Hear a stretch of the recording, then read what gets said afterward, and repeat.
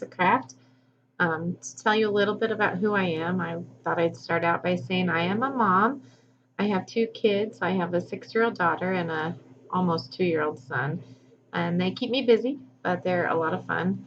Another thing about me, I am a farm wife. We have cattle and have an operation where we're doing a house right now too. So um, helping my husband with that stuff keeps me going. And then lastly, I'd say I'm a teacher. And that leads me right into what my current position is. I am in my 10th year of teaching agriculture at Northern Valley High School. Primarily, I do ag classes. I also got certified in biology and taught biology last year, which was a lot of fun, but then they hired a new science teacher, so I only did that for a year.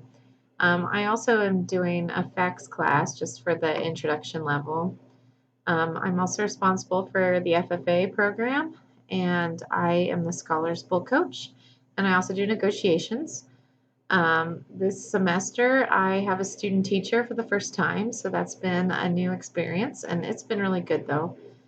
Um, some of my biggest challenges with my position, I didn't list everything I do for our school, and so I have a lot going on, and so scheduling and prioritizing sometimes can be a little overwhelming.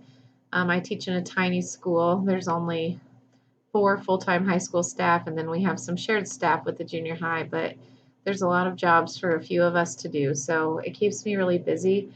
And then a newer challenge, of course, with the pandemic is all the new how to teach remotely. I will say I'm so thankful I selected this master's program. I didn't know it at the time, but I have used so much from my classes to help with that. So that's been really good.